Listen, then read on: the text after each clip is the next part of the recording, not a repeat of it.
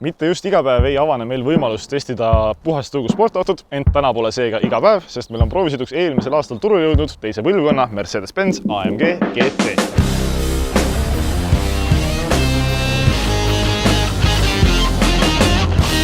Väliselt tervitab AMG GT selja taha jääjaid jätkuvalt väga sportliku ja silmapaistva kupeekerega, kus domineerivateks elementideks jõuline pilk uute esitoodega, mõnusalt pikk kapott, lauge silüett ja jõulised õlad tagumiste rataste kohal. Samuti Active Aero splitteris ja suur tagatiib, kuid veidi tahaks kriitikat anda paarile õhuava imitatsioonile ja visuaalselt võimendatud väljalaskeavadele. Kapoti all AMG arendatud 4-liitrine topeltturbotatud V8 bensiinimootor, mis arendab kuni 430 kW, 577 hobujõudu ning 800 Nm. Selle mootori on kokku pannud meile siin Tom Oroshi isiklikult, nii et suured tänud talle selle eest. Käigukastiks on mudelil 9-käiguline topeltsiduriga automaatkäst ning veoskeemiks nüüd nelikvedu. 0-100 3,2 sekundiga ning suurimaks kiiruseks 315 km/h. Raha tuleb sellise auto eest välja käia üle 200 000 euro ning keskmiseks kütusekuluks lubatakse palju. Aga tühja sellest, kui see auto sellist häält teeb.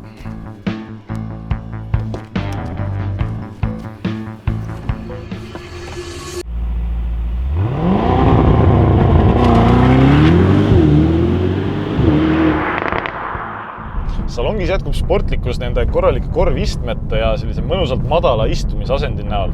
Alcantara rool, kokpitilik armatuur, hea nähtavus loovad kõik siukse hea keskkonna, et masinaga ühe sageduse peal püsida. Kogu multifunktsionaalsus on aga tuttav tavamersudelt, ehk igapäevaselt on kõik mugavus- ja meelelahutusfunktsioonid lihtsasti leitavad ja üheselt mõistetavad. Võib-olla natukene oleks võinud Mercedes siia eristuvama tarkvara luua, aga tervikuna on siiski seis hea. Purmester helisüsteem vaigistab veel vajadusel selle V8 tooniga kvaliteetse meedia esitusega.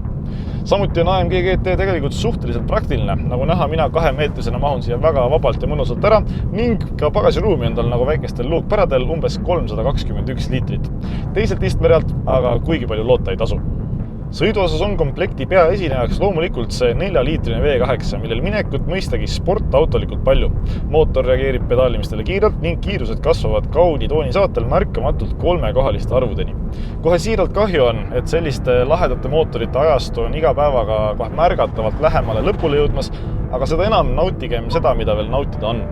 Nelikveoga saab AMG GT selle jõu kenasti ka maha kantud ning tagaveo eelistusega annab temas mängulisust ka välja kutsuda. Agiilsust toetab nelikpööramine, käigukast opereerib kõige kangemas seades maitsekalt raiuvalt ja kiirelt ning roolisüsteem on keskpärase raskusega ja mõistagi küllalt täpne.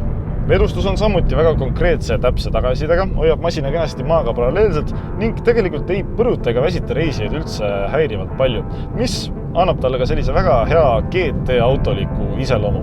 Ma ei kahtle, et ta ringrajal kiire poleks, aga samas on temaga väga mõnus ja kaasahaarav ka tavalistel kõrvalteedel seigelda ja kuigi tülikas pole tegelikult ka igapäevane tarbimine. AMG GT konkurentideks on näiteks Aston Martin Vantage, Jaguar F-Type ja Porsche 911 ning anna meile kommentaariumis teada, millise kaheukselise sportauto valiksid endale sina. Suured tänud Veho esindusele aga selle vinge proovisõidu eest ning kui tahad mudeli kohta pikemalt lugeda, leiad täispika loo teksti vormis ikka Autojaama kodulehelt.